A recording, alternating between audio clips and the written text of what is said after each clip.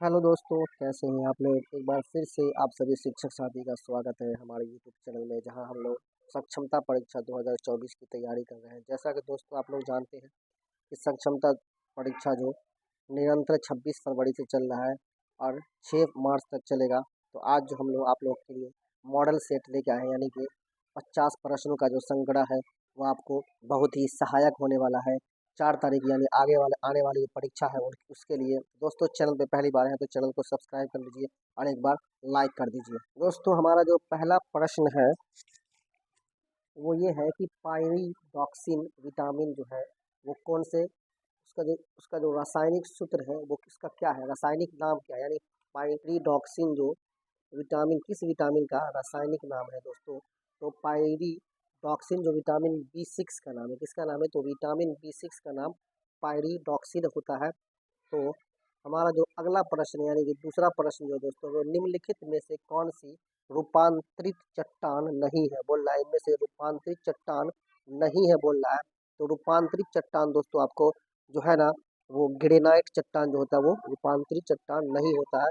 तो इसका जो ऑप्शन हो जाएगा यानी कि आंसर हो जाएगा वो आपको हो जाएगा 2 नंबर। हमारा अगला प्रश्न है दोस्तों कि प्रायद्वीपीय भारत की सबसे लंबी नदी, बोल रहा है कि प्रायद्वीपीय भारत की सबसे लंबी नदी कौन है।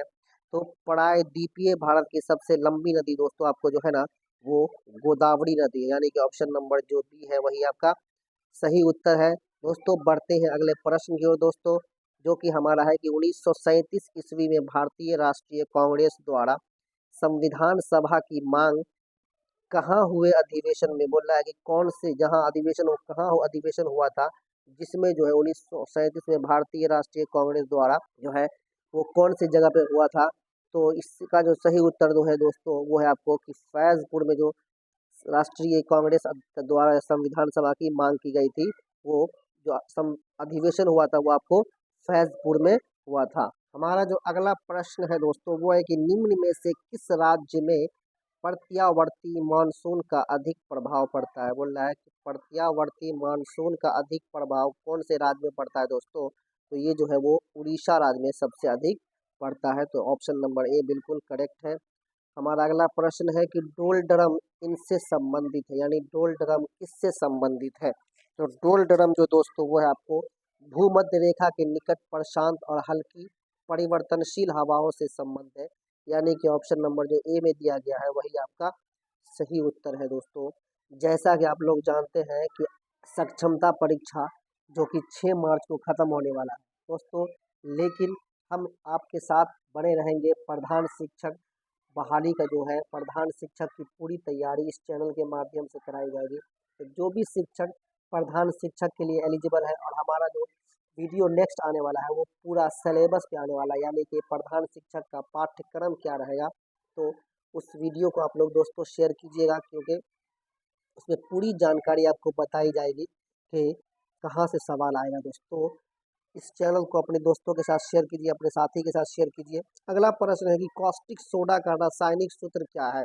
तो कॉस्टिक सोडा को ही हम लोग बोलते हैं सोडियम हाइड्रोक्साइड। क्या बोलते हैं, तो सोडियम हाइड्रोक्साइड। और सोडियम हाइड्रोक्साइड का रासायनिक सूत्र होता है NaOH। NaCl जो दोस्तों ये आपको नमक, साधारण नमक को NaCl बोलते हैं, यानी कि सोडियम क्लोराइड बोलते हैं। इसका सही उत्तर हो गया ऑप्शन नंबर सी। बढ़ते हैं अगले प्रश्न की ओर, जो कि है कि स्वामी विवेकानंद किस स्थान पर हुए धार्मिक सम्मेलन से प्रसिद्ध हुए, यानी कि स्वामी विवेकानंद जो प्रसिद्ध हुए वो कौन से धार्मिक सम्मेलन से प्रसिद्ध हुए, कहाँ हुआ था वो दोस्तों। तो वो जो है ना आपको शिकागो में जो धार्मिक सम्मेलन हुआ था वहीं से वो फेमस हुए थे।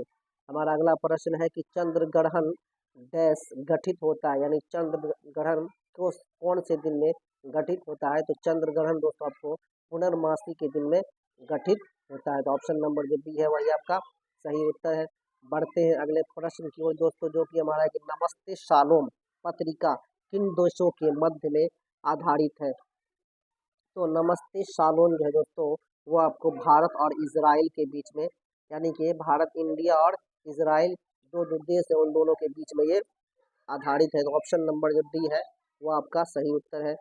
बढ़ते हैं अगले प्रश्न की ओर दोस्तों, जो कि हमारा है कि निम्नलिखित में से किसे मुगल बादशाह द्वारा बुरहानुल मुल्क की उपाधि प्रदान की गई। बोल रहा है कि बुरहानुल मुल्क की उपाधि किसे दी गई, किसके द्वारा दिया गया, तो मुगल बादशाह के द्वारा तो बुरहानुल मुल्क की उपाधि आपको सआदत खान को दिया गया। सआदत खान को मुल्क के जो है मुगल शासकों द्वारा जो है बुरहानुल मुल्क की उपाधि प्रदान की गई। हमारा अगला प्रश्न है दोस्तों कि निमाड़ी एक नस्ल है, यानी कि निमाड़ी एक नस्ल है, किसकी नस्ल है? गाय की, भैंस की, बकरी की या भेड़ की? तो निमाड़ी जो दोस्तों वो एक गाय की नस्ल है। किसकी नस्ल है? तो वो एक गाय की नस्ल है। हमारा अगला प्रश्न है कि भारत के संविधान में कितनी भाषाओं को मान्यता दी गई है? भारत के संविधान में कितनी भाषाओं को मान्यता दी गई है? तो भारत के संविधान में कुल 22 भाषा को मान्यता दी गई है। 22 भाषाओं को मान्यता दी गई है। बढ़ते हैं अगले प्रश्न की ओर, जो कि है कि वायुमंडल के बाह्य परत को क्या कहा जाता है? यानी बाह्य परत जो वायुमंडल में, उसे क्या कहा जाता है? एक्सोस्फीयर, आइनोस्फीयर, स्ट्रोस्फीयर या ट्रोपोस्फीयर? तो वायुमंडल के बाह्य परत को एक्सोस्फीयर कहा जाता है, जिसे हम लोग बाह्य मंडल कहते हैं। हमारा अगला प्रश्न है कि किस फसल के लिए पानी की अधिकता आवश्यक है लेकिन जमाव नहीं? बोल रहा है कि किस फसल के लिए पानी की आवश्यकता, पानी की अधिकता होनी चाहिए लेकिन जमाव वाला नहीं चाहिए, वो है आपको चाय। यानी कि चाय की फसल के लिए पानी की बहुत जरूरत पड़ती है लेकिन पानी जमा नहीं होना चाहिए। बढ़ते हैं अगले प्रश्न की ओर, जो कि हमारा है कि आइसोक्रोन वो रेखाएं हैं जो ऐसे स्थलों को जोड़ती है जो समान है। तो आइसोक्रोन जो है वो रेखा है जो ऐसे स्थलों, यानी ये एक बिंदु से यात्रा काल के स्थलों को जोड़ती है जो समान क्या है? वो एक बिंदु, यानी कि ऑप्शन नंबर ए में दिया गया है, यही इसका करेक्ट उत्तर है। हमारा अगला प्रश्न है कि देश के स्टॉक एक्सचेंज को कौन नियमित रखता है? बोल रहा है कि देश का जो स्टॉक है, देश के स्टॉक जो ये जैसे कि ऑनलाइन एक्सचेंज है ना, देश का स्टॉक एक्सचेंज हुआ दोस्तों, जैसे कि क्रिप्टो करेंसी है, उसको मतलब कि कौन जो है वो नियंत्रित करता है, नियमित रखता है? तो वो आपको सेबी रखता है। कौन रखता है? सेबी। ऑप्शन नंबर डी में जो दिया गया सेबी, वही उसको नियंत्रित या नियमित रखता है। बढ़ते हैं अगले प्रश्न की ओर दोस्तों, जो कि हमारा है कि दचीग्राम अभयारण्य भारत के किस राज्य में स्थित है? दचीग्राम जो अभयारण्य है वो कहाँ स्थित है दोस्तों? तो ये जो है आपको जम्मू कश्मीर में स्थित है। कहाँ है? तो जम्मू कश्मीर में। हमारा अगला प्रश्न है दोस्तों कि राजा राम मोहन राय संस्थापक थे। राजा राम मोहन राय संस्थापक थे, पूछ रहा है कि किसके संस्थापक थे? आर्य समाज के, ब्रह्म समाज के या रामकृष्ण समाज के या आपको प्रार्थना समाज के, है ना? तो राजा राम मोहन राय दोस्तों आपको ब्रह्म समाज के संस्थापक थे, यानी कि ऑप्शन नंबर जो बी में दिया गया है ब्रह्म समाज, उसके संस्थापक जो है वो आपके राजा राम मोहन राय थे। आर्य समाज के दयानंद सरस्वती थे, है ना? और प्रार्थना समाज के जो है वो आपको आत्माराम पांडुरंग थे। प्रार्थना समाज के कौन थे? तो आत्माराम पांडुरंग थे। दोस्तों ये जो प्रश्न है या जो मॉडल सेट है, ये आपको बीपीएससी टीआरई 3 की जो भी शिक्षक हैं या अभ्यर्थी हैं, वो भी उनकी जो तैयारी है वो भी इस मॉडल सेट से अपनी तैयारी बहुत अच्छी से अच्छी कर सकते हैं दोस्तों। हमारा अगला प्रश्न है कि औद्योगिक विज्ञान अनुसंधान केंद्र कहाँ स्थित है? बोल रहा है कि औद्योगिक विश्व विज्ञान अनुसंधान केंद्र, यानी कि साइंस जो लैब है, अनुसंधान रिसर्च सेंटर जो औद्योगिक विश्व है ना, वो कहाँ स्थित है दोस्तों? तो औद्योगिक विश्व जो है आपको वो लखनऊ में स्थित है। कहाँ है? तो लखनऊ, ऑप्शन नंबर जो बी है वही वो स्थित है। हमारा अगला प्रश्न है दोस्तों कि टॉर्नेडो निम्नलिखित में से मेल खाता है ना? किससे मेल खाता है? बोल रहा है कि टॉर्नेडो जो है वो आपको किससे मेल खाता है? तो टॉर्नेडो आपको चक्रवात से, है ना? चक्रवात में जो आंधी उठरती है, आंधी चक्रवात से जो उत्पन्न होती है एक आंधी, उसी से ये मेल खाता है। तो ऑप्शन नंबर ए में जो दिया गया चक्रवात, वो ये आपका सही उत्तर है दोस्तों। बढ़ते हैं अगले प्रश्न की ओर, जो कि हमारा है कि उच्चतम न्यायालय के न्यायाधीशों की संख्या में वृद्धि करने की शक्ति किसके पास है? बोल रहा है कि उच्चतम न्यायालय में जो है वो न्यायाधीशों की संख्या में वृद्धि करने के लिए जो है वो कौन है, वो किसके पास शक्ति है दोस्तों? तो वो है संसद जो है वो के लिए संसद के पास शक्ति होती है। तो ऑप्शन नंबर ए में जो है वो है आपका सही उत्तर। बढ़ते हैं अगले प्रश्न की ओर, जो कि हमारा लिखा हुआ है कि किस एकमात्र कांग्रेस अधिवेशन बोल रहा है कि एकमात्र कांग्रेस अधिवेशन की अध्यक्षता महात्मा गांधी ने की थी। बहुत ही इम्पोर्टेंट क्वेश्चन है कि बस मात्र एक अधिवेशन में जो अध्यक्षता किए थे महात्मा गांधी ने किया था, वो कहाँ हुआ था? तो वो है आपको बेला गांव। कहाँ है? तो बेला गांव का जो अधिवेशन है दोस्तों, वो महात्मा गांधी ने मात्र एक अधिवेशन की अध्यक्षता की थी। वो कब हुआ था? तो वो हुआ था 1924 में। बेला गांव अधिवेशन जो कब हुआ था? तो वो 1924 में। अगर बोलेगा कि कांग्रेस की सबसे ज्यादा अध्यक्षता किसने की है, तो आपको वो हो जाएगा मौलाना अबुल कलाम आजाद। हमारा अगला प्रश्न है कि स्वतंत्रता प्राप्ति के समय भारतीय राष्ट्रीय कांग्रेस का अध्यक्ष कौन था? बोल रहा है कि स्वतंत्रता प्राप्ति के समय जो है, यानी कि आज़ादी के समय भारतीय राष्ट्रीय कांग्रेस का अध्यक्ष कौन थे? तो स्वतंत्रता प्राप्ति के समय भारतीय राष्ट्रीय कांग्रेस के अध्यक्ष जो है आपको जेबी कृपलानी, जेबी कृपलानी अध्यक्ष थे। कौन थे? तो जेबी कृपलानी थे। हमारा जो अगला प्रश्न है दोस्तों, वो है कि इसरो का पूरा नाम क्या है? बोल रहा है कि इसरो जो इंडियन जो साइंटिस्ट का ये सेंटर है, इसका पूरा नाम पूछ रहा है। तो इसका पूरा नाम है Indian space research organisation. Indian space research organisation, जो कि आपको ऑप्शन नंबर डी में दिया गया है। तो ऑप्शन नंबर डी आपका बिल्कुल सही उत्तर है। तो ऑप्शन नंबर डी को हम लोग टिक लगा देंगे और अपने अगले प्रश्न की ओर बढ़ेंगे, जो कि हमारा है कि प्रवासी भारतीय राष्ट्रीय दिवस कब मनाया जाता है? प्रवासी भारतीय दिवस, प्रवासी भारतीय दिवस कब मनाया जाता है दोस्तों? तो प्रवासी भारतीय दिवस जो है 9 जनवरी को मनाया जाता है। 9 जनवरी को मनाया जाता है। क्या? तो भारतीय प्रवासी दिवस। ये क्यों मनाया जाता है? कि जब जो है भारत के जो आपके जो महात्मा गांधी हैं, वो अफ्रीका से जब उन्हें बुलाया गया, तो वो 9 जनवरी 1915 ईस्वी को भारत आए। इसीलिए जो है ये प्रवासी दिवस मनाया जाता है। हमारा अगला प्रश्न है कि उच्च न्यायालय में न्यायाधीशों की नियुक्ति कौन करता है? बोलता है कि उच्च न्यायालय में जो है वो न्यायाधीशों की नियुक्ति कौन करता है? तो ये जो है दोस्तों वो आपको राष्ट्रपति करता है। कौन करता है? तो भारत के राष्ट्रपति जो होते हैं वही करते हैं। हमारा अगला प्रश्न है दोस्तों कि बिहार विभाजन के पूर्व 2000 ईस्वी में बिहार में लोकसभा में कितना स्थान निर्धारित था? बहुत ही महत्वपूर्ण प्रश्न है कि जब बिहार विभाजित हुआ, जब झारखंड का नवंबर 2000 में जब झारखंड एक अलग राज्य बना, उससे पहले जो है बिहार में कुल जो है वो लोकसभा का कितना सीट था? तो अभी फ़िलहाल में 40 सीट है। उस समय में दोस्तों 54 सीट हुआ करता था। कितना सीट हुआ करता था? तो 54 सीट हुआ करता था। बढ़ते हैं अगले प्रश्न की ओर, जो कि हमारा है कि गंगा नदी में इलाहाबाद से हल्दिया के बीच कौन सा अंतर्राष्ट्रीय जलपथ है? अंतर्देशीय जलपथ। बोल रहा है कि गंगा नदी में इलाहाबाद से हल्दिया के बीच कौन सा अंतर्देशीय जलपथ है? इसमें जो है जो राष्ट्रीय जलपथ संख्या 1 है, राष्ट्रीय जलमार्ग संख्या 1 जो है वो आपको इसके बीच में स्थित है। तो ऑप्शन नंबर जो डी में दिया गया है राष्ट्रीय जल पथ संख्या 1, वही इसका सही उत्तर है। बढ़ते हैं अगले प्रश्न की ओर, जो कि हमारा है कि खाद्यान्नों के भंडारण के दौरान ऊष्मा के उत्पादन का कारण है।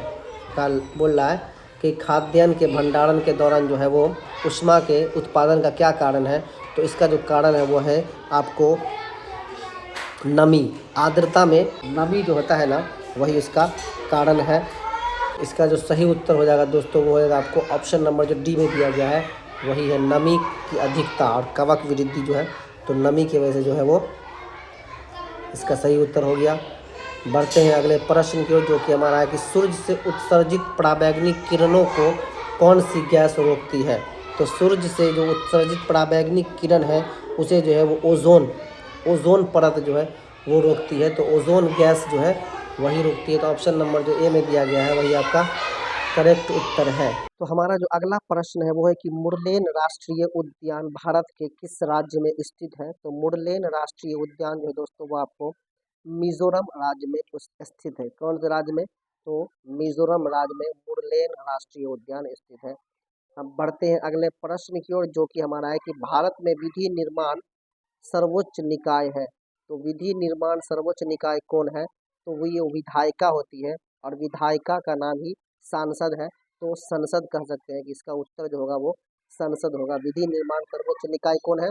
तो संसद है। बढ़ते हैं अगले प्रश्न की ओर, जो कि हमारा है कि स्टेनलेस स्टील बनाने में लोहे के साथ कौन सी धातु मिलाई जाती है? तो स्टेनलेस स्टील में लोहा के साथ निकेल और क्रोमियम मिलाया जाता है। तो यहाँ पे निकेल और क्रोमियम तो है नहीं, यहाँ पे निकेल है सिर्फ, क्रोमियम तथा कार्बन भी मिलाया जाता है। तो इसका जो सही उत्तर होगा दोस्तों वो होगा आपको निकेल। बढ़ते हैं अगले प्रश्न की ओर, जो कि है कि निम्नलिखित में से ऊष्मा का सबसे अच्छा सुचालक कौन है? बोल रहा है कि ऊष्मा का सबसे अच्छा सुचालक कौन है? तो ऊष्मा का सबसे अच्छा सुचालक जो है वो आपको विकल्प में जो दिया गया है उसके हिसाब से जो है वो समुद्र का पानी होगा। कौन होगा? समुद्र का पानी, यानी कि option number B, option number B. बढ़ते हैं अगले प्रश्न की ओर, जो कि हमारा है कि किसी चुंबक को गर्म करने से उसके चुंबक पर क्या असर पड़ता है? तो चुंबक को गर्म करने से दोस्तों उसका जो चुंबकीय गुण है वो नष्ट हो जाता है। तो इसका जो सही उत्तर होगा वो होगा आपको कि किसी चुंबक को गर्म करने से चुंबक का जो गुण है वो नष्ट हो जाता है। बढ़ते हैं अगले प्रश्न की ओर, जो कि हमारा है कि आंख के किस भाग पर वस्तु का प्रतिबिंब बनता है? आंख के किस भाग पर वस्तु का प्रतिबिंब बनता है? तो दोस्तों आंख की रेटिना पर वस्तु का प्रतिबिंब उल्टा और वास्तविक बनता है। आंख के रेटिना पर, यानी कि ऑप्शन नंबर जो डी में दिया गया है रेटिना, उस पर जो है वस्तु का प्रतिबिंब सीधा उल्टा एवं वास्तविक बनता है, उल्टा एवं वास्तविक बनता है। हमारा ये क्वेश्चन है कि कास्टिक सोडे का रासायनिक सूत्र बोला था, यहाँ पे रासायनिक नाम बोला है। जैसा कि आपने बताया, हमने बताया आपको कि कास्टिक सोडा का रासायनिक नाम जो है वो सोडियम हाइड्रोक्साइड होता है, जिसे हम NaOH क्या कहते हैं? NaOH, सोडियम हाइड्रोक्साइड कहते हैं। और इसका उपयोग जो है वो साबुन बनाने में किया जाता है। इसका उपयोग आपको साबुन बनाने में किया जाता है। दोस्तों बढ़ते हैं अगले प्रश्न की ओर, जो कि हमारा है कि दिसंबर माह में सूरज की रोशनी सबसे अधिक कहाँ प्राप्त होगी? तो दिसंबर माह में सूरज की रोशनी जो है वो सबसे अधिक कहाँ प्राप्त होगी दोस्तों? तो ऑप्शन में दिया गया है कन्याकुमारी, लेह, पुणे या कोलकाता में। तो इसके हिसाब से जो सही उत्तर होगा वो होगा आपको कि कन्याकुमारी में सबसे अधिक सूरज की रोशनी प्राप्त होगी। बढ़ते हैं अगले प्रश्न की ओर, जो कि हमारा है कि इनमें से कौन सा नगर ग्रांड ट्रंक रोड पर स्थित नहीं है? बोल रहा है कि ग्रांड ट्रंक रोड पर स्थित नहीं है, इनमें से कौन सा नगर, यानी विकल्प में जो नगर दिया गया है लखनऊ, कानपुर, इलाहाबाद और आगरा। तो लखनऊ दोस्तों आपको जो है वो ग्रांड ट्रंक रोड पे स्थित नहीं है। हमारा अगला प्रश्न है कि राज्य अपहरण नीति डॉक्ट्रिन ऑफ लैप्स की शुरुआत किसने की थी? तो जैसा कि पता है कि अपहरण नीति जो है वो जिसको हम लोग हड़प नीति बोलते हैं, इसकी जो शुरुआत है वो आपको लॉर्ड डलहौजी ने की थी। किसने किया था? तो लॉर्ड डलहौजी ने।